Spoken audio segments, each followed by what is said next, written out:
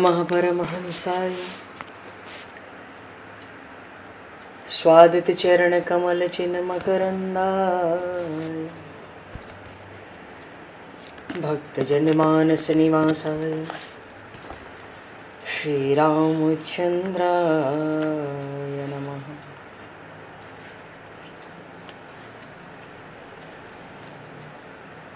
वंदे विदेहतनया पदपुंडरीकं केशौरसौरभसमाहत योगिचेतं हन्तुं प्रतापमनिशं मुनिहंससेव्यं सन्मानशालिपरिपीत परागपुञ्जम्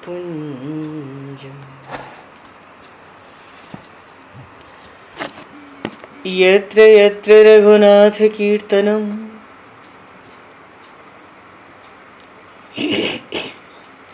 तत्र तत्र कृतमस्तकाञ्जलिं बाष्पवारि परिपूर्णलोचनं मारुतं नमत राक्षसान्तकं कुन्द इंदुसमदेह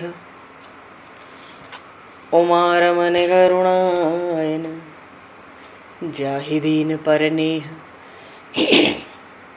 करहु कृपा मर्दन मयन।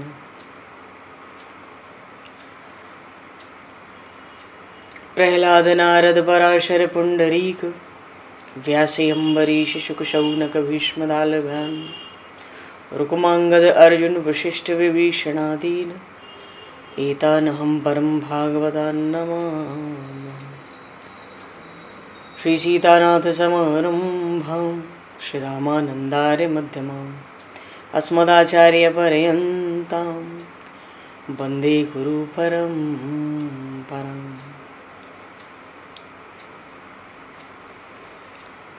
वर्णानामर्थसंज्ञानां रसानां छन्दसामपि मङ्गलानां च कर्तारो वन्दे वाणी विनायकौ।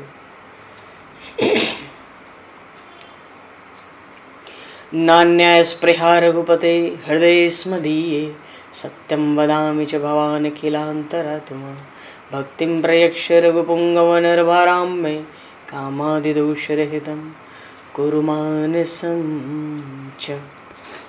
भक्त भक्ति भगवंत गुरु चतुर्नाम वपु एक तिनके पद वंदन के नाशहि विघ्न अनेक। बंधु तुलसी के चरण जिनकी न्यो जग काज कल समुद्र घोरत लगो प्रगट्यो सप्त जहां। श्री गुरु चरण सरोज रज निज मन मुकुर सुधार वर्णो रघुवर विमल यश जोदायक फलचार। हरिशरणम। श्री राम जय राम जय जय राम। बोले सियावर रामचंद्र भगवान की जय। संपूर्ण राम दरबार की जय। श्री अवध मिथिला धाम की जय। श्री बांके बिहारी लाल की जय। 84 कोस ब्रजमंडल धाम की जय। श्री रामचरितमानस जी महाराज की जय। श्रीमन्नाम महाराज की जय। श्री पंडरीनाथ भगवान की जय। कली पावन अवतार गोस्वामी तुलसीदास जी महाराज की जय। सब संतन की जय, सब भक्तन की जय, समस्त वैष्णवन की जय, समस्त पूर्वाचार्य चरणन की जय, समस्त संप्रदाचार्यन की जय। श्री सद्गुरुदेव भगवान की जय। गंगा मैया की जय, जमुना मैया की जय, सरजू मैया की जय, गौ माता की जय, तुलसी माता की जय, पृथ्वी माता की जय, एकाशी महारानी की जय। जय जय श्री सीताराम, जय जय श्री राधेश्याम। नमः पार्वती पते हर हर महादेव। हरिशरणम। अनंत कोटि ब्रह्मांड नायक सर्वेश्वर पूर्ण परात्पर ब्रह्म असंख्य कल्याण गुणगण निलय भक्तवांशा कल्पतरु शरणागत वत्सल भक्त वत्सल दीनबंधु दया सिंधु श्री कौशल्या आनंद वर्धन श्री दशरथ नंदन श्री जानकी कंठभूषण भगवान श्री सीताराम जी महाराज की असीम कृपा करुणा से श्री हनुमान जी महाराज की परम पावन भावमयी सन्निधि में महापुरुषों की भावमय उपस्थिति में एवं आप सभी श्रद्धालु भक्त वैष्णवों की मंगल सन्निधि में मानव जीवन का सर्वोत्कृष्ट फल भगवत गुणगान भगवत कथा का आनंद हम सभी श्री राम कथा के माध्यम से प्राप्त करने जा रहे हैं। सर्वप्रथम आप सभी भक्त जनों के श्री चरणों में भगवत भाव से सादर वंदन सादर नमन। आप सभी को यथा योग्य जय सिया राम, जय जय श्री राधे, हरि श्री राम, जय श्री राम।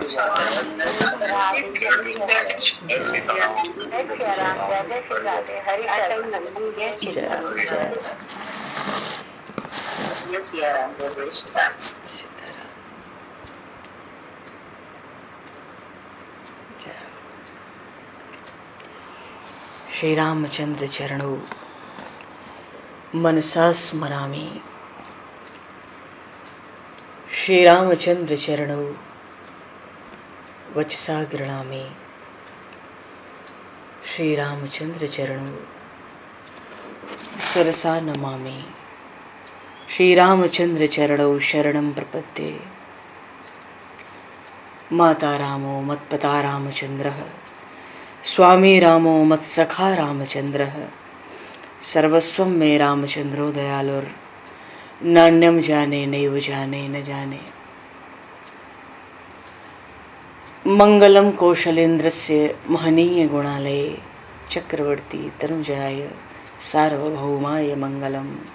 रामं रामानुजं सीतां भरतं भरतानुजं, सुग्रीवं वायुसूनं च प्रणमामि पुनः पुनः। नमोस्तु रामाय सलक्ष्मणाय दिव्यै च तस्मै जनकात्मजाय।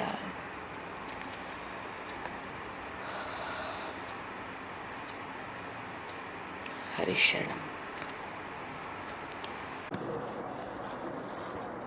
पूर्व प्रसंग में अयोध्या से बारात निकली है।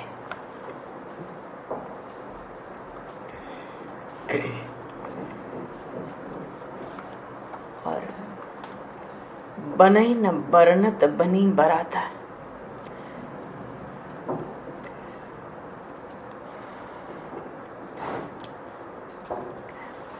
अच्छा, जब बारात चली अयोध्या से तो माताओं ने भी, सब माताओं ने भी श्री भरतलाल जी को, श्री शत्रुघ्न कुमार जी को खूब शिक्षाएं दी, खूब उपदेश दिए, खूब ज्ञान दिया। कैसा कि मिथिला में जाकर संबंध के विषय में कैसा व्यवहार करना है। और श्री रघुनाथ जी के लिए, श्री लखनलाल के लिए भी कुछ कुछ संदेश भेजे गए माताओं के द्वारा।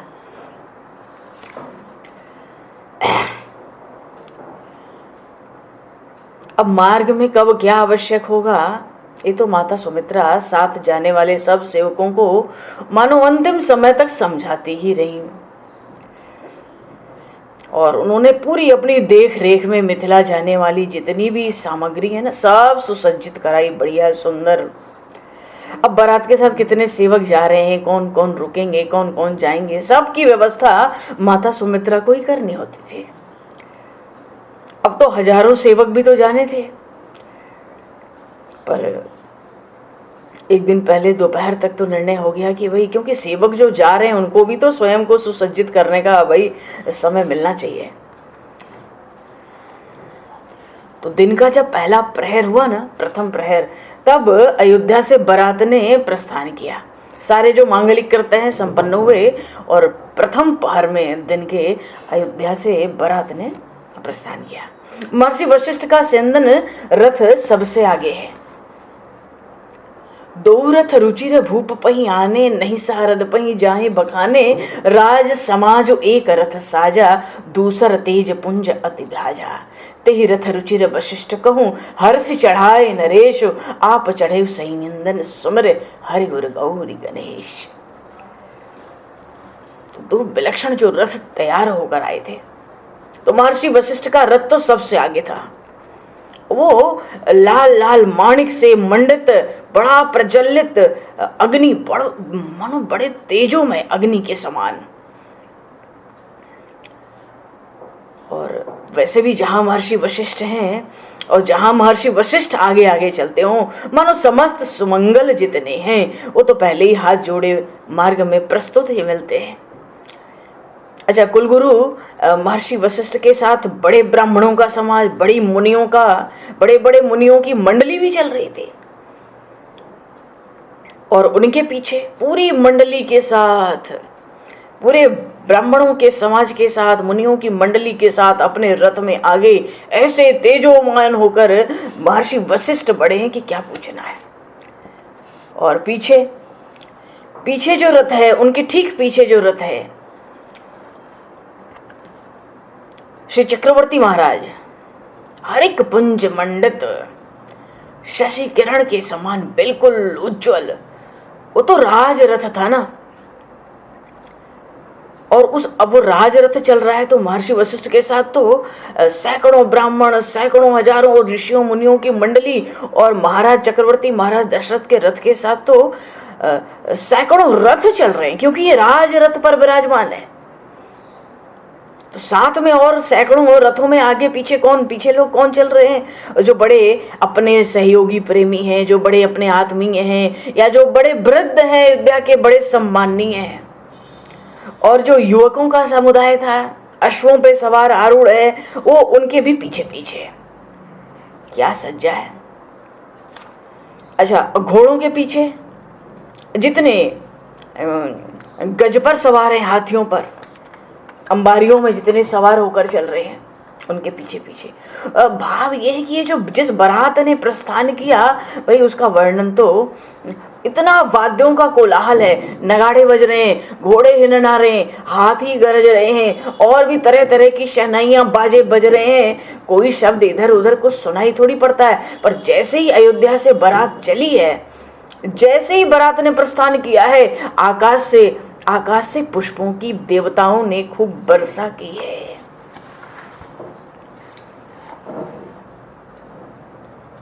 और मार्ग में भी सब सगुन आकर मिले हैं। अच्छा देखो, इतना आनंद। वैसे भी बात भी तो है ना कि विवाह भी तो जनक सुता रघुवीर विवाह हो, तो विवाह भी तो ऐसा विलक्षण है। और समधि दशरथ जनक पुनीता, राम सरिस बर दुल्हीन सीता, सुनी अस ब्याह सगुन सब नाचे, अब किन्हे बिरंची हम साचे। बारात मानो बिल्कुल सुसज्जित हो गई, नगर के बाहर आकर व्यवस्थित होकर सब इकट्ठे हो गए। अद्भुत बारात है। बारात अद्भुत क्यों है? ऐसी बारात है जिसमें बर है ही नहीं, बर था ही नहीं। बारात, अरे जो बर के साथ चले वो बारात, पर ये अद्भुत बारात है जिसमें बर नहीं है। और वहां की जो सौभाग्यवती स्त्रियों ने खूब मंगल गान किया, खूब सोहर गाए, शंखों की ध्वनि हुई, बड़े बड़े वाद्यों की ध्वनि हुई, वेदों के पाठ ब्राह्मणों ने किए, सूत मागध बंदीजन रघुवंश के यश का गुणगान कर रहे हैं। मानो आकाश 10 दिशाएं गूंज रही हैं बारात के प्रस्थान के समय।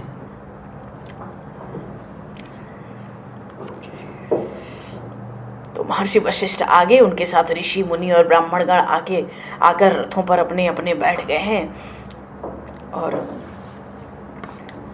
महाराजा दशरथ के साथ अन्य जो सुसज्जित रथ हैं, उस पे अयोध्या के और भी बड़े लोग विराजमान हैं। और इसमें जो अश्वारोही हैं, जो घोड़ों पर सवार होकर सुसज्जित होकर चलते हैं, उनमें आगे आगे श्री भरतलाल जी, श्री शत्रुघ्न कुमार आगे आगे चलते हैं।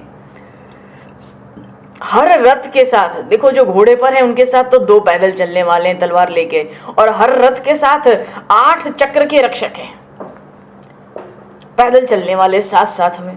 ऐसी विलक्षण स्थिति हुई, बड़ी मंगल ध्वनि, बड़ा शंखनाद, स्वस्ति वाचन हो रहा है, मंगल पाठ हो रहा है, शांति पाठ हो रहा है। तो जब महर्षि ने और महाराज ने शंख बजाकर प्रस्थान की सूचना दी तो बारात आगे बढ़ी। बोलिए श्री राघवेंद्र सरकार की जय। तो भगवान गणेश का, अपने आराध्य देव भगवान शिव का स्मरण करके महाराज ने सारथी को रथ बढ़ाने का संकेत दिया। जैसे ही संकेत दिया और कमान हाथ में पकड़ी सारथी ने, आखिरी में चक्रवर्ती महाराज दशरथ जी ने सुमिर राम गुर आयुष पाई, चले महीपत शंख बजाई, सबसे आखिरी में राम जी का स्मरण किया। कितना वात्सल्य है, पर जानते हैं ये पूर्ण परात्पर ब्रह्म भी है, गुरु जी ने सब बता रखा है। पर कभी कभी जब वात्सल्य की बाढ़ आती है तो वो रोके नहीं रुकती है। पर तत्व तो महाराजा दशरथ जी को पता ही है। अब बारात जो है आगे बढ़ी है। तो सबसे पहले सारे सगुन मनो प्रकट हुए, अपनी अंजलि अपने हाथ बांध बांध कर प्रणाम करते हैं। बारात को ही प्रणाम करते हैं। गौ आती है तो कहते हैं उसको दाहिने करके चलो। श्वेत वस्त्र दिखाई पड़ता है, हाथ में लिए हुए पुस्तक ग्रंथों को लिए हुए ब्राह्मण दिखाई पड़ते हैं। जल से भरा हुआ घड़ा उठाए हुए पुत्रों को गोद में लेके सौभाग्यवती स्त्रियां दिखाई पड़ती हैं। दूध से बड़े पात्र दिखाई पड़ते हैं। मानो मंगल का तो जैसे क्रम आरंभ हो गया है। शकुन होने का तो क्रम ही, और जो अयोध्या नगर है उसके छूटते ही नीलकंठ पक्षी का दर्शन होता है। और जो श्वेत सफेद चील होती है ना, वो तो नीचे आके मंडराने लगती है। दाहिनी ओर हिरणों के समूह चल रहे हैं। मानो शकुन पद पद पर शकुन हो रहे हैं। ऐसा बारात का प्रस्थान हुआ। अच्छा, ये जो घोड़ों पर सवार होकर आगे चल रहे हैं, ये खूब देखो आतिशबाजी भी खूब हुई है बारात में। गोस्वामी जी ने लिखा है खूब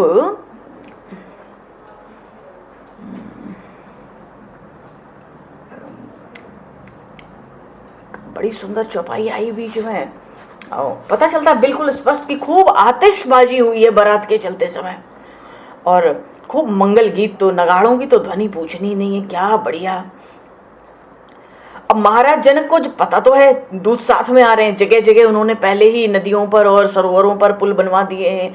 तो महाराज जनक ने तो मध्य में विश्राम स्थान पहले ही बनवा दिए थे और बड़े सुंदर सुंदर तंबू और चंदोबे तने हुए हैं पूरे नगर। अरे ऐसा लगता था ना कि सरजू पार से अयोध्या की सीमा से लेके जनकपुर तक जगह जगह तंबू, जगह जगह चंदोवे, जगह जगह छोटे छोटे महल बने हैं। और ये जो शिविरों का क्रम है ना, मनो इन बरातियों के विश्राम करते करते चलने का जो क्रम है, अबाध क्रम है। अच्छा, दूत आए थे तो बहुत दौड़े थे घोड़े पे, तो 3 रात के बाद चौथे दिन आए थे। बारात गई तो 7 दिन में मिथिला पहुंची, जनकपुर पहुंची अयोध्या से।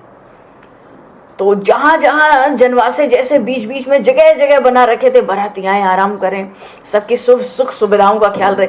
अरे इतना ख्याल था कि वहां पर तो नाचने गाने के लिए अप्सराएं थी, गंधर्वों का गान था। मानो जल पुष्प तुलसी दुर्वांकुर काठ, पशुओं के लिए भी तृण, कि पशु आ रहे हैं साथ में वो क्या खाएंगे, अन्न तक की भी खूब बढ़िया बढ़िया बढ़िया, व्यंजनों तक की व्यवस्था, आसन बढ़िया, शयन बढ़िया, और व्यंजनों का तो पूछना ही क्या है। तो जगह जगह रात्रि में विश्राम करते हुए बारात, और जहां जहां विश्राम करते वहां तो मनोरंजन होते चलते। और मनोरंजन के लिए मोर भेजे, तोते भेजे, तरह तरह के पशु पक्षी, तोता मैना, सब भी पर्याप्त, वो भी भेजे। मानो अयोध्या की चिड़ियाघर में जाके लौट के लगा लेना। बोलिए श्री राघवेंद्र सरकार की जय। तो ऐसी ऐसी पहुनाई हो रही है। अच्छा, ये पहुना जो शब्द होता है ना, पहुनाई, जो बेटी के घर के संबंधी होते हैं बहुत खास, और जो बहन के बहुत खास संबंधी होते हैं, इनको पहुना कहते हैं। मिथिला में पूरब में या उत्तर पूरब में पहुना कहते हैं। बहनोई को भी पहुना कहते हैं उधर की भाषा में। तो खूब मनोरंजन, खूब विश्राम, खूब व्यंजन, खूब सुख, खूब आनंद। ये नहीं कि कोई पंडित जी हैं उठे सुबह तो उनको घड़ाऊ नहीं मिल रही है, दातुन नहीं मिल रही, एक एक चीज की व्यवस्था, खूब आनंद। और तो मार्ग में जब देखो,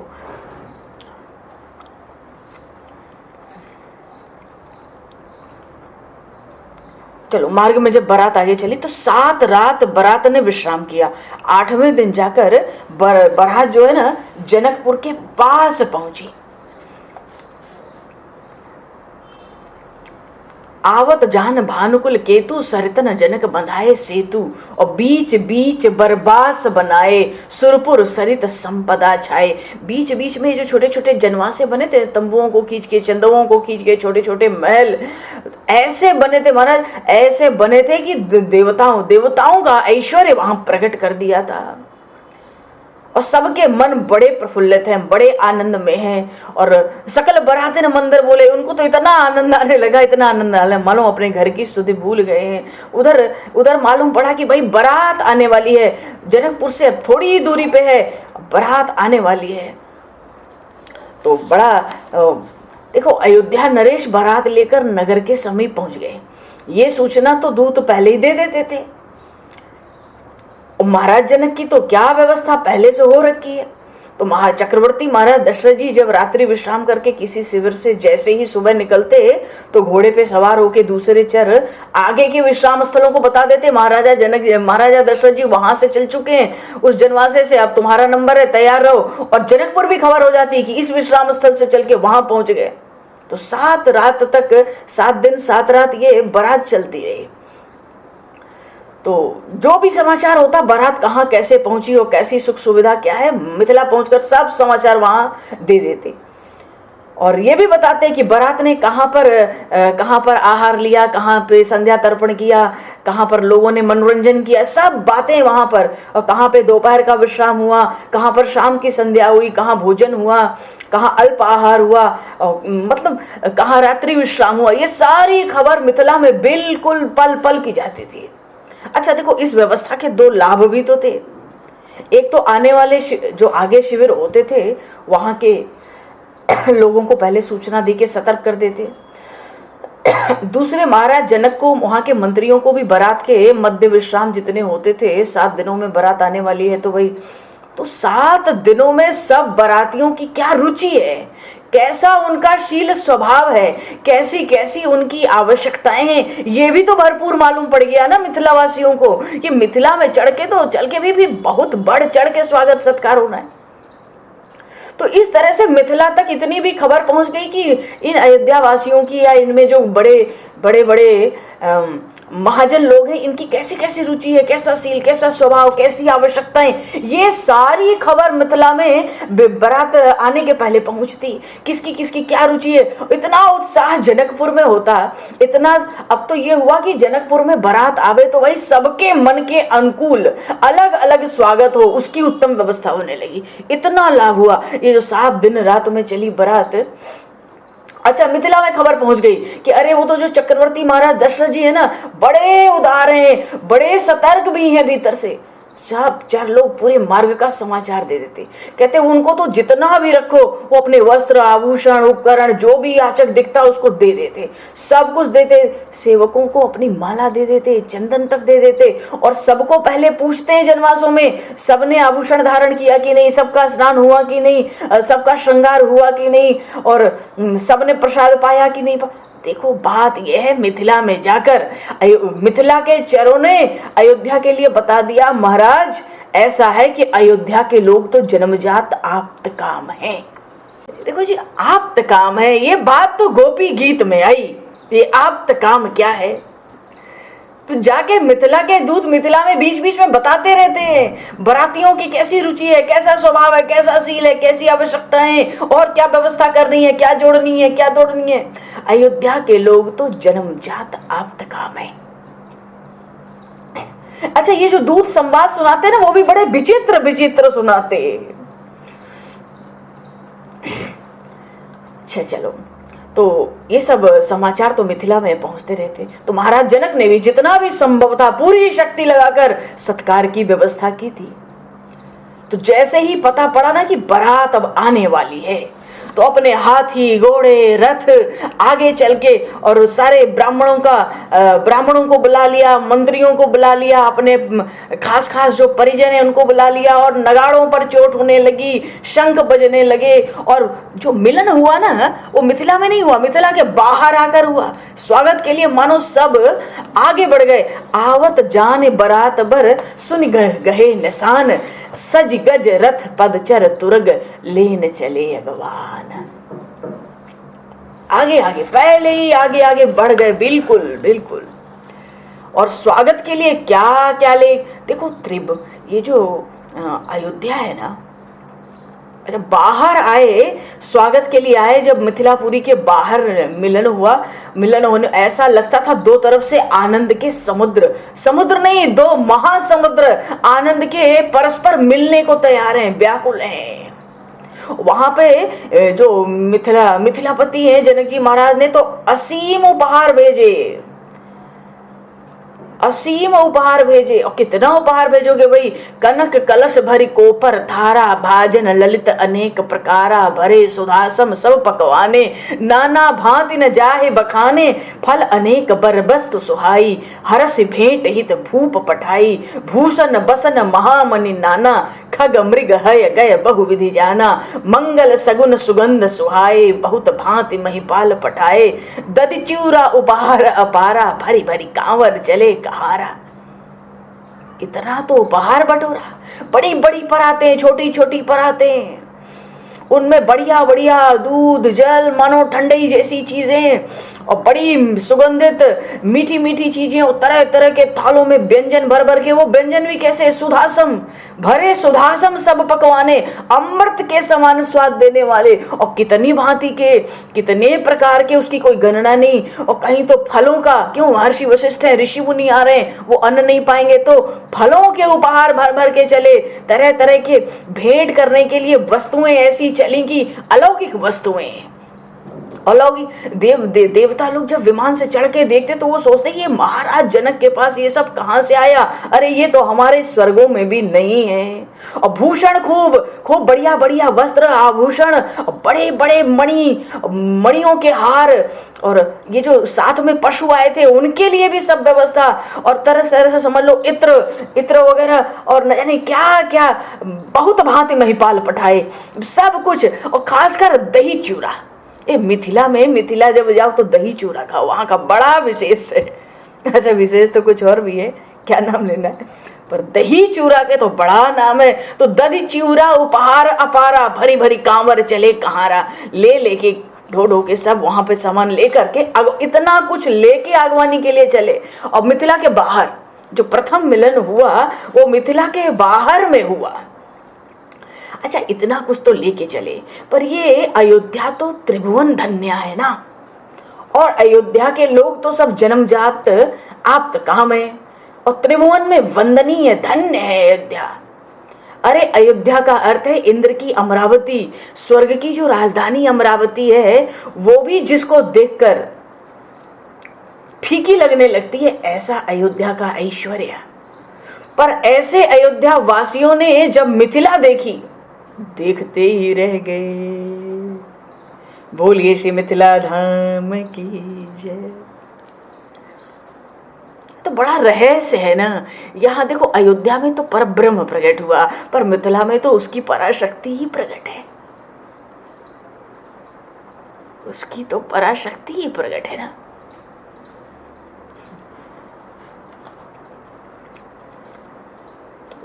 त्रिभुवन वंदनीय है अयोध्या, और अयोध्या के लोगों ने मिथिला देखा तो देखते ही रह गए। जनकपुरी की वो शोभा, अरे उसके आगे विश्वकर्मा की जो कलाकृति है ना, व्यर्थ मालूम पड़ती थी।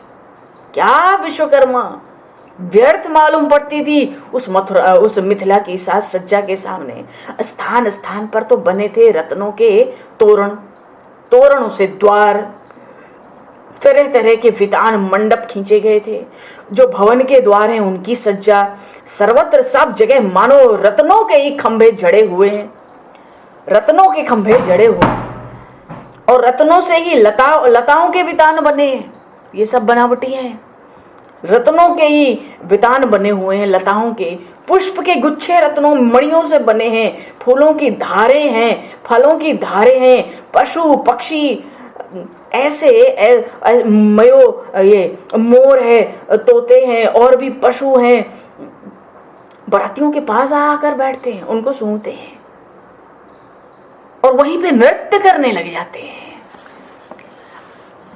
अगवाहन जब दीख बराता और आनंद पुलक भर गाता। इतना आनंद हुआ, सबको इतना आनंद हुआ, देख बनाव सहित अगवाना मुदित बरात नहाने निशाना। जब दूर से अयोध्या वासियों ने देखा, अरे हम तो मिथिला नगरी में आ गए, लोग स्वागत के लिए आ गए हैं, तो ऐसे चले बगमेल चले, कछुक चले बगमेल, मानो कोई लाइन में बहुत जगह खड़े हों और फिर जब इतना आनंद उमड़ आए, अरे छोड़ो ये सब, दौड़ चलो, जो जैसे है वहीं से दौड़ पड़ो। दोनों तरफ से तो ऐसा लगता था कि आनंद के दो महासमंदर आपस में मिलने के लिए व्याकुल हो रहे हैं। कोई क्रम नहीं है, कोई दौड़ रहा है, कोई भाग रहा है, कोई ऐसे। और बरस जब देवताओं ने देखा कि अरे ये तो सच में भाई हमारा ही दुर्भाग्य, हमारा जन्म व्यर्थ है, सारा आनंद तो ब्रह्मांड का आज अयोध्यावासी और मिथिलावासी लूट रहे हैं, तो बरस सुमन सुर सुंदरी गावहीं।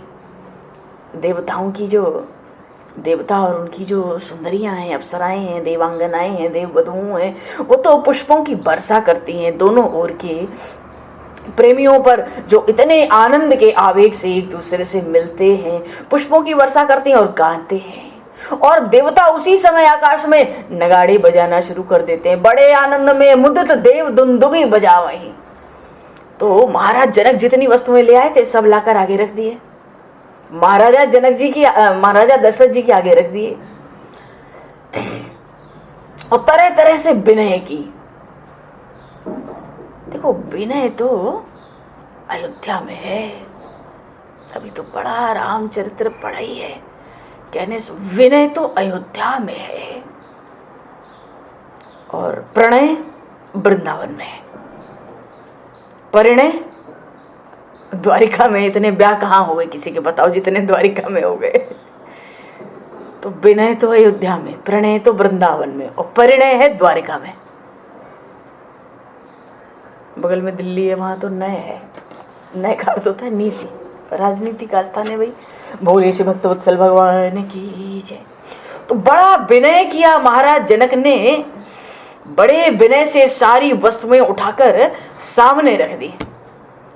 प्रथम मिलन के अवसर पर जब स्वागत किया, अपरिमित उपहार भेजे थे। प्रथम मिलन हुआ जनक जी महाराज का, दशरथ जी महाराज का। तो ये जो अयोध्यापति है ना, उन्होंने एक दृष्टि डाली, जितनी वस्तुएं आई थी सब, अरे उनकी एक दृष्टि बहुत है, एक दृष्टि डाली और बस डालते ही दृष्टि सबको लुटा देने का आदेश दे दिया।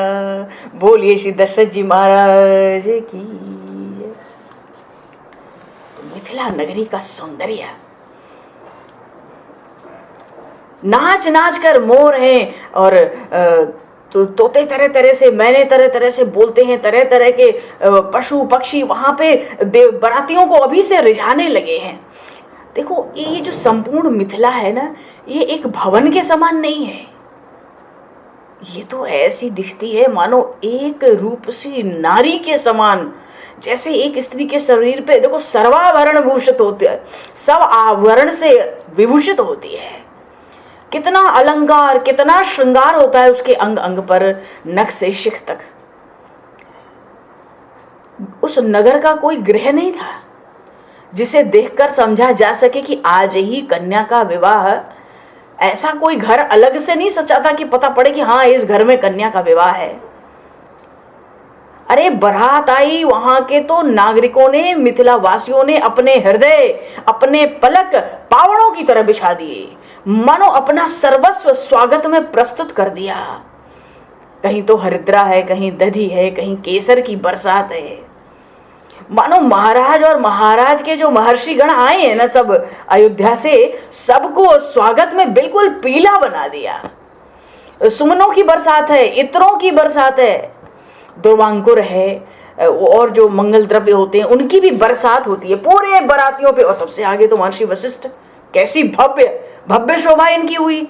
और फिर कैसे महाराज दशरथ इनके पीछे सैकड़ों इनके साथ रथ, महाराज महर्षि वशिष्ठ के साथ इतने ब्राह्मण और इतने मुनि मंडलियों के रथ, कैसे कैसे बारात देखो बिल्कुल क्रम से चली। तो सब पर बरसात होती चल रही है और नगाड़ों का, दुंदुबियों का, शहनाइयों का जो घोष है वो तो अनवरत है। वहां की जो सौभाग्यवती स्त्रियां खूब मंगल गान करती हैं, और वो मंगल गान करती हैं तो इधर अयोध्या के ब्राह्मण क्या करें, खूब मंत्र पाठ करते हैं, वेद पाठ करते हैं, मानो बिल्कुल बराबर स्पर्धा चल रही है। इस तरह से करते हुए जो बारात है ना, जनवासे की ओर चली है। तो खूब पूजा करी, खूब बख्शीश हुई वहां पर, मानो सबको खूब इनाम मिले, पुरस्कार मिले, बांटा गया, और खूब तरह तरह से महाराज जनक ने सबकी पूजा की, बड़ा मान सम्मान किया, और जनवासे कहूं चले लवाई, पूरी बारात जनवासे की ओर ले चले। अच्छा, जिधर जनवासे की ओर ले चले, जिधर वो पंडाल उंडाल बड़े बने थे ना, तो बसन विचित्र पावणे परहीं, देखी धनुध धन मधु पर हरहीं। ऐसे ऐसे पावड़े पैर के नीचे पड़े थे, रत्नों से मंडित, तरह तरह के मोतियों से, गजमुक्ताओं से मंडित ऐसे पावड़े पड़ रहे थे कि जब कुबेर ने इस दृश्य को देखा तो उनके धन का अभिमान जाता रहा। और जो जनवास दिया, अति सुंदर दैन्य जनवासा, बड़ा सुंदर। सुंदर क्यों? अरे सब सुख सुविधा है, जहाँ सब कहूँ सब भांति सुपासा। इतनी सुख सुविधा, क्योंकि 7 दिन में बारात आई, 8वें दिन पहुंची अयोध्या से। तो मार्ग में इतने जनवासे थे, छोटे छोटे विश्राम स्थल, कि एक एक बाराती के एक किसकी क्या रुचि है, क्या आवश्यकता है, क्या इच्छा है, क्या शील है, क्या स्वभाव है, क्या चाहिए नहीं चाहिए, ऐसी व्यवस्था तो अब बिल्कुल मिथिला में तैयार हो गई थी। और इसी समय जैसे ही बारात जनवासे पहुंची है, जैसे ही बारात जनवासे पहुंची, तो जानी सिंह बारातपुर आई, कछु निज महिमा प्रगट जनाई। बोले श्री जनक नंदिनी की जय। सी जब सियाजू ने ये सुना, किशोरी जी ने जाना, समाचार मिला कि बारात मिथिला में आ गई है और जनवासे की ओर बढ़ रही है, तो कछु निज महिमा प्रगट जनाई, अपनी कुछ महिमा भीतर ही भीतर प्रकट कर दी श्री किशोरी जी ने। क्या महिमा? अरे ये तो पराशक्ति है भाई। हृदय सुमिर सब सिद्धि बोलाई, फूप पहु नहीं करण पठाए। ये देखो जो दुल्हन है ना, ये तो ब्याह होगा, बारात आई है, तो ये तो दुल्हन है। तो दुल्हन किसको कहते हैं? जो दोनों तरफ लहा दे, जो दोनों ओर लहा दे। अब लहा क्या दे कि सिद्धि सब सी आयुष अकनी गई, जहां जनवास लिए संपदा सकल सुख सुरपुर भोग विलास। बारात आ गई है, श्री किशोरी जी को पता चला, जनवास से बारात पहुंची है। तो सब सिद्धियों को, 8 सिद्धि नवनिधि सबको बस क्या करना है, जरा सा स्मरण हुआ नहीं कि हाथ जोड़कर बिल्कुल विनम्र वो नारियों के रूप में बिल्कुल विनय के साथ उपस्थित हो गई। अब उनकी जब सज्जा होगी, जब वो सिद्धियां साक्षात अयोध्या वासियों का संभार करेंगी, स्वागत करेंगी, साथ सज्जा सुख सुविधाओं की व्यवस्था करेंगी, तो किसी के मन में क्या कोई ऐसी वस्तु की इच्छा बचेगी जो उसके सामने सेवक उसी समय लेके खड़ा ना हो? ये तो रिद्धि सिद्धि है ना। तो ऐसी सिद्धियां बरसी जनवासे में। बात यह है कि इन सिद्धियों, ये तो दुल्हन है, दोनों तरफ लाना है इनको। क्यों? सिद्धियां सब स्वागत में भेज दी तो क्या है, महाराजा दशरथ जी प्रसन्न होंगे, अयोध्यावासी प्रसन्न होंगे, आनंद में आएंगे, खूब सुख लेंगे, आनंद लेंगे। और प्रशंसा किसकी होगी? महाराज जनक की। तो पिताजी की तो प्रशंसा हो गई, और जितने अयोध्या से आए हैं सब प्रसन्न हो गए। तो दोनों तरफ ला दिया ना। ये तो दुल्हन है, इसीलिए दुल्हन है। तो खूब खूब आनंद। अब तो जब वहां रिद्धि सिद्धि भाई प्रकट हुई, जैसे ही पता लगा कि श्री जी ने स्मरण किया है उन पराशक्ति ने, वो तो जनवासे पहुंच गई। और पहुंची क्या? लिए संपदा सकल सुख सुरपुर भोग विलास। अब तो स्वर्ग की अप्सराएं एक एक के अलग अलग विश्राम स्थल सबके बने, अरे विचित्र बने, उसको क्या कहना है। वहां एक एक अप्सराएं नृत्य कर रही हैं, गंधर्व गान कर रहे हैं, मानो स्वर्ग से ज्यादा सुख हम लोग यहाँ बैठकर भोग रहे हैं। महाराजा दशरथ जी देख रहे हैं। अच्छा, अयोध्या के लोगों में चर्चा चल पड़ी, बारातियों में चर्चा चल पड़ी। क्या चर्चा हुई कि सुना था कि महाराज जनक के जो गुरुदेव हैं आचार्य महर्षि याज्ञवल्क महान योगेश्वर हैं। सुना तो था, लेकिन अब तो लगता है कि उन्होंने राज्य के सब सेवकों को भी अंतर्यामी बना दिया है। इतनी शक्ति दे दी है उन योगेश्वर याज्ञवल्क जी ने कि एक एक सेवक को अंतर्यामी बना दिया है। मानो मन में अभी सोच ही रहे हैं कुछ, बस मन में बात आई नहीं कि वो बात दिखाई पड़ता है कि वो सिद्धियां, वो सेवक हाथ जोड़कर उस चीज को लेकर तैयार खड़े हैं। तो अयोध्या के लोग तो चर्चा कर रहे हैं, मानो इन सबसे पहला श्रेय गुरुदेव को गया, महर्षि याज्ञवल्क को। इनके योग के बल से, देखो ना, इनके योग के बल से सब सेवक अंतर्यामी हो गए। यहाँ तो कुछ कहना ही नहीं है, यहाँ तो सब पहले तैयार है। अच्छा, बारात आ गई है। अब देखो, बिना बर की तो बारात आ गई, तो बिना बर की बारात जब आ गई तो बर को भी तो अब आना चाहिए ना। बिना बारात, अच्छा देखो, बारात आई तो 7 दिन, 8वें दिन तो पहुंची अयोध्या से चल के।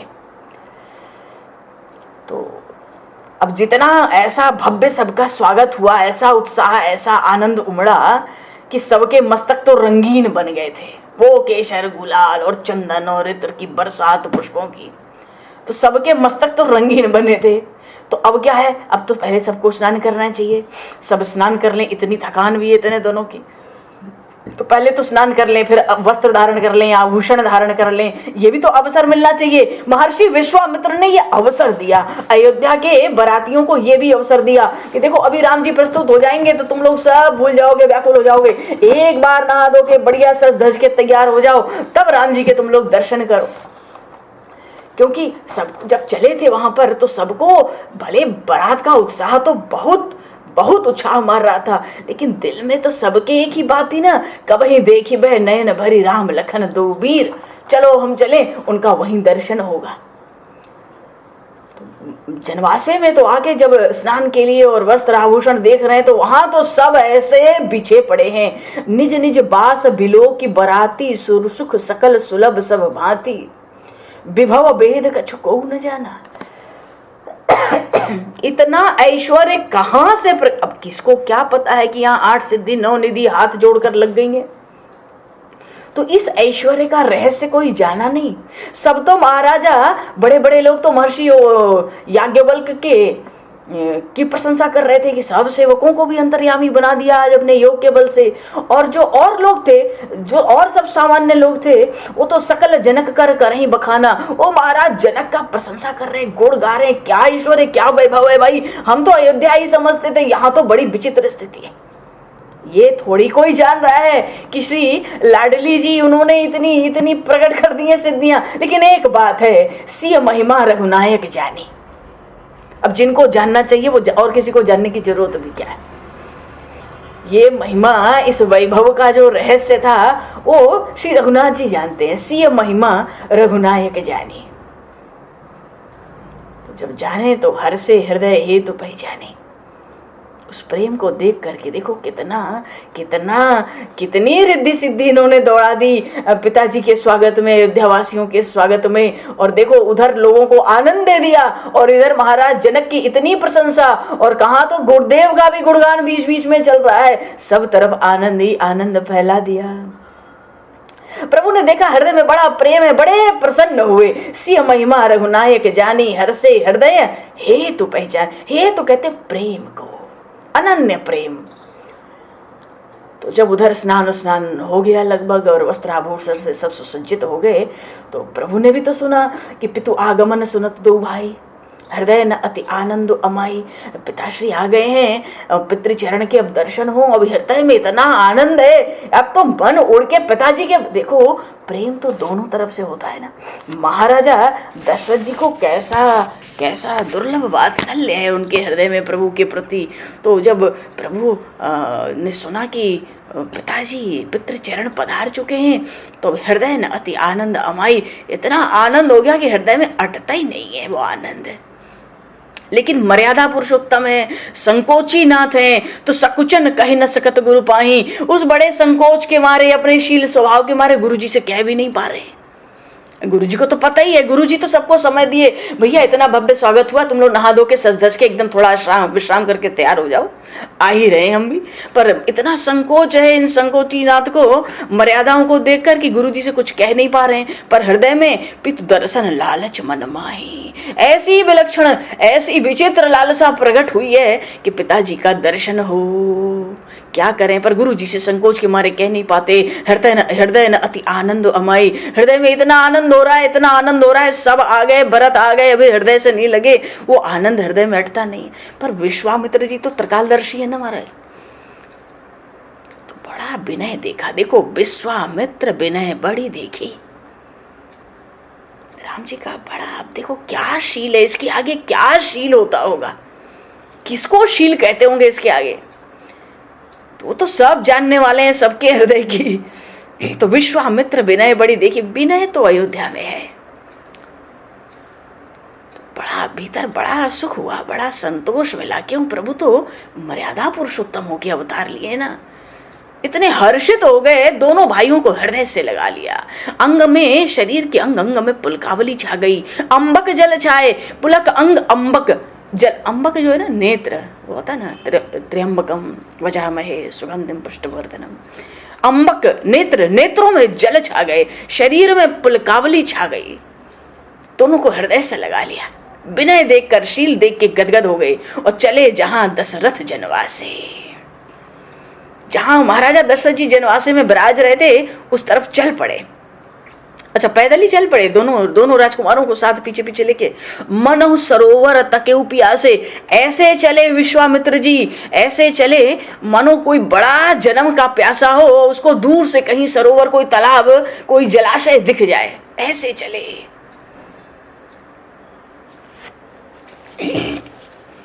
भगवान श्री राम लक्ष्मण ने पिताजी का आगमन तो सुना ही था, तो पिताजी के पितृचरणों के दर्शन के लिए तो अत्यंत उत्सुक है ना, किंतु शील संकोच के परम आश्रय, कहें कैसे, तो चले तो चले। बड़े आनंदित हुए चलने में भाई। तो जनवासा है, तो जनवासा ही सही, पर इस समय तो वो चक्रवर्ती सम्राट का आवास है ना। तो महाराज के अपने जो द्वारपाल हैं जनवासे में, उन्होंने देखा कि महर्षि विश्वामित्र दूर से आ रहे। उसने दौड़ कर आकर महाराजा दशरथ जी को सूचना दी, ब्रह्मर्षि विश्वामित्र राजकुमारों के साथ आ रहे हैं। वो तो जैसे कहेगा वैसे ही कह रहा है, महर्षि विश्वामित्र अपने राजकुमारों के साथ आ रहे हैं। तो ऋषि मुनियों का स्वभाव भी बड़ा विचित्र होता है। विश्वामित्र जी जब अयोध्या से चले थे ना, श्री राम लक्ष्मण को लेके राजकुमारों को, तो चलते समय रथ स्वीकार नहीं किए थे। अब पिताजी के पास राजकुमारों को पहुंचाने जा रहे हैं, उस समय भी महाराज जनक का रथ उन्होंने स्वीकार नहीं किया। तो अपन वे नगर में जो उनका निवास था, जहां पे महाराजा जनक जी ने उस पुष्प वाटिका में आने से पहले निवास दिया था, परकोटे के भीतर, वहां से लेके राजकुमारों को लेके पैदल ही महाराजा दशरथ जी के जनवासे तक पहुंचे। महाराज ने तो सुना, जैसे ही सुना उठकर दौड़े। तो राजपथ था ना, जनवासे से राजभवन में जो मार्ग जा रहा हो तो राजपथ कहलाता है। हरे राम। भूप बिलोके जब ही मुनि आवत सुतन समेत, उठे हर्ष सुख सुंद मह चले था हसी लेथ। जो खबर मिली तो ऐसे चले कि महर्षि, ये ब्रह्मर्षि विश्वामित्र मेरे पुत्रों के साथ आ रहे हैं। बड़े आनंद के आवेग में उठे और ऐसे चले कि जैसे सुख का तो अपार समंदर हो और उसकी भी थाह लेना चाहते हो। अरे समंदर के जल की कोई थाह ले सकता है क्या? कोई पार पा सकता है क्या? ऐसा लग रहा है महाराजा जी को कि अरे ये तो आनंद का, अरे जो आनंद के आनंद करें, जो आनंद सिंधु सुख राशि, तो ये तो आनंद सिंधु सुख राशि आ ही रहे गुरु जी के साथ। महाराजा जी ने देखा तो उठे हरस सुख सिंधु मह चले था लेत। ऐसा लगा कि मानो सुख का समंदर उमड़ रहा है और उसकी था लेने के लिए दौड़े। मुनि ही दंडवत की न महिषा बार बार पद रज धर शीशा। महाराजा जी ने सुना तो भैया तो दौड़े दौड़े तो राजपथ पर ही अयोध्या के चक्रवर्ती सम्राट, देखो मिथिला का राजपथ है और चक्रवर्ती सम्राट है अयोध्या के, भूमि पर पड़कर दंडवत प्रणाम किया महर्षि के चरणों में और तुरंत महर्षि विश्वामित्र ने उठाकर उनको अपने हृदय से लगा लिया। कौशिक राहु लिए उरलाई, खूब आशीर्वाद दिया, कुशल पूछी।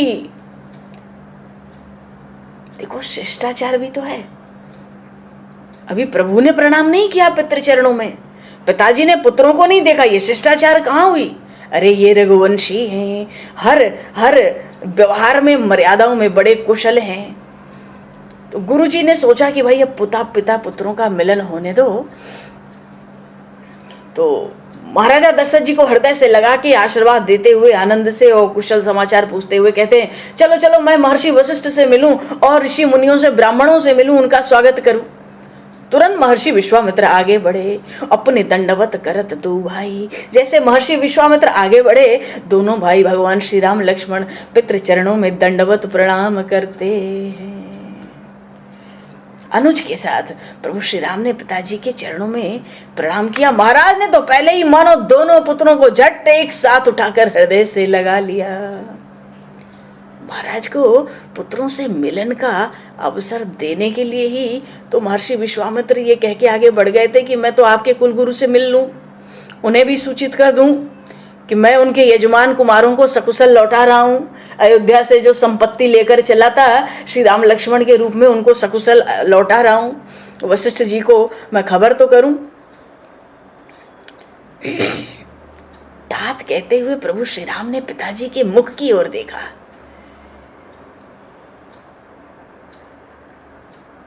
पर कुछ कह नहीं पाए। क्यों? क्योंकि अब तो गुरु लोग, कुलगुरु और भी अन्य ऋषि मुनि ब्राह्मण, कहाँ कोई बात हो सके वहां। बड़े संकोचवश तुरंत सबसे पहले भागकर महर्षि ब्रह्मर्षि ये जो गुरुदेव वशिष्ठ जी महाराज के चरणों में प्रभु ने प्रणाम किया।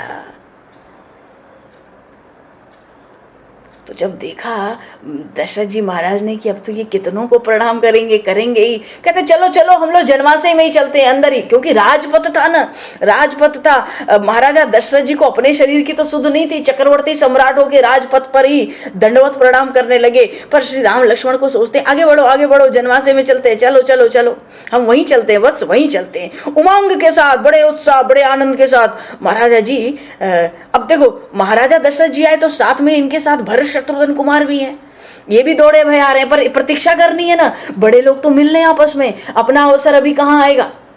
तो जब भगवान श्री राम लक्ष्मण जी के साथ सबको प्रणाम कर लिए, सब ऋषि मुनि, वशिष्ठ जी महाराज को, पिताजी को और अन्य जो सुमंत्र आदि हैं बड़े बड़े, उसके बाद ये दोनों भाई भरत लाल जी और शत्रुघ्न कुमार इन दोनों ने अपने उन महान अग्रज के चरण की वंदना की। सुत ही हलाए दुसह दुख मेटे, मृतक शरीर प्राण जन भेटे। दशरथ जी महाराज तो राम जी से ऐसे मिले, गोस्वामी जी ने बताया, हृदय से लगाया तो मानो दुसह दुख मिट गया। दुसह दुख कहाँ से था? उनके विरह का था, जो महर्षि विश्वामित्र इतने दिन से अयोध्या से ले आए थे। उस विरह का दुसह दुख था महाराजा दशरथ जी के हृदय में। हृदय से जब प्रभु को लगाया, गोस्वामी जी कहते हैं, सुत ही लाए दुसह दुख मेटे। वो कैसा था? मृतक शरीर प्राण जन भेटे, मानो किसी का निष्प्राण शरीर प्राण से मिल जाए। देखो ये कोई अलंकार ही नहीं है। अलंकार क्या होता है? बातों को वाक्यों को सजा देना, यही तो अलंकार है। मृतक शरीर प्राण जन बेटे, ये कोई अलंकार नहीं है। बिछुरत दीन दयाल, ये वही महाराजा दशरथ जी हैं। बिछुरत दीन दयाल, तृण सम प्रिय तनु परिहरे हो। शरीर से भी ज्यादा प्रिय क्या होता है, उसको भी एक तृण के समान त्याग दिया था जब प्रभु गए थे। बिछुरत दीन दयाल, राम जी ही इनके प्राण हैं। तुम प्राण होते प्राण हमारे। पिछुरत दीन दयाल। तो मानो इतने दिन तो अयोध्या में महाराजा दशरथ जी निष्प्राण होकर थे, केवल शरीर था, मृतक शरीर। हृदय से लगाया तो दुसह दुख तो मिटाया, ऐसा लगा मृतक शरीर प्राण जन बेटे। महाराजा दशरथ जी का शरीर तो मानो निष्प्राण था, जैसे ही राम जी को हृदय से लगाया मानो प्राण निकल के हृदय में आ गया। पुनि वशिष्ठ पद सिर तिन नाये, प्रेम मुदित मुनिबर उर लाए। गुरुदेव ने भी खूब आनंद और प्रेम में गदगद होकर हृदय से लगा लिया। और विप्र वृंद बंधे दो भाई, भरत जी और शत्रुघ्न कुमार तो भी प्रतीक्षा ही कर रहे हैं, क्योंकि सब बड़े हैं उनसे। जितने ब्राह्मण लोग थे सबको सबकी वंदना की, सबको प्रणाम किया और मन भावती आशीषें पाई, खूब आशीर्वाद मिले। क्या पूछना, वैसे भी ब्याह होना है, खूब आशीर्वाद चाहिए ही चाहिए। मन भावती आशीषें पाई। तो उसके बाद जब ये सब हो गया तो भरत सहानुज की न प्रणाम, भरत जी ने अपने अनुज श्री शत्रुघ्न कुमार के साथ राम जी को प्रणाम किया, अपने उन महान अग्रज को प्रणाम किए। और जैसे ही भरत जो झुके तुरंत राम जी ने उठा लिया, लिए उठाए लाई उर लाए, लाई उर लाए, लिए उठाए लाई उर रामा। भरत सहानुज की न प्रणामा, हृदय से लगा कर रखा बड़ी देर तक। और लखनलाल अभी वो प्रतीक्षा में है कि हम कब भरत जी से मिले, हम कब शत्रुघ्न कुमार से मिले। तो हर से लखन देख दो भ्राता, अभी तो राम जी ने इन दोनों को हृदय से लगा लिया। इस दृश्य को, इस झांकी को देख देख के लखनलाल हर्षित और गदगद हो रहे हैं। और फिर इनको भी अवसर मिला भरत जी को प्रणाम करने का, शत्रुघ्न कुमार को हृदय से लगाने का। मिले प्रेम परिपूरित गाता, हृदय में तो ऐसा प्रेम, शरीर तो लखनलाल जी का मानो प्रेम से परिपूर्ण हो गया मिलते मिलते। इतने आनंद से भरतलाल जी से, शत्रुघ्न कुमार से मिले। और फिर तो अरे सब तो प्रतीक्षा कर रहे हैं, क्योंकि सबको तो यही इच्छा थी ना, कब ही देखी बे नयन भरी राम लखन दो वीर। पुरजन परिजन जातिजन जाचक मंत्री मीत।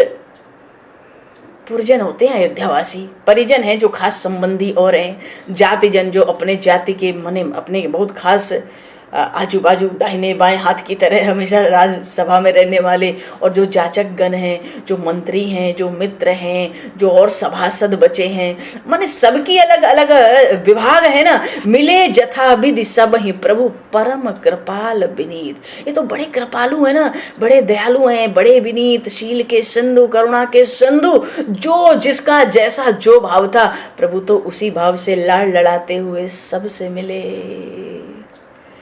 और राम ही देख बरात जुड़ानी, प्रीत की रीत न जाति बखानी। बोलिए सियावर रामचंद्र भगवान की जय, श्री राघवेंद्र सरकार की जय।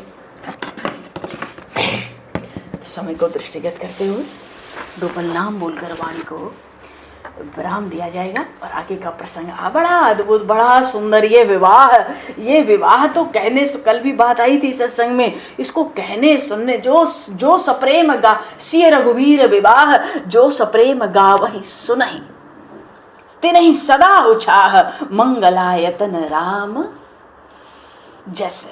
भगवान मंगलायतन राम जस, सिय रघुवीर विवाह, जे सादर गावहि सुनहि तिनहि सदा उछाह। ऐसे ऐसे आशीर्वाद गोस्वामी जी ने दिए।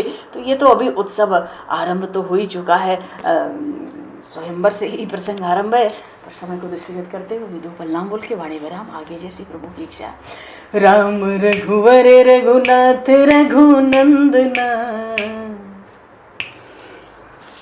राम रघुवर रघुनाथ रघुनंदना, प्रभु के चरणों में कोटि कोटि वंदना।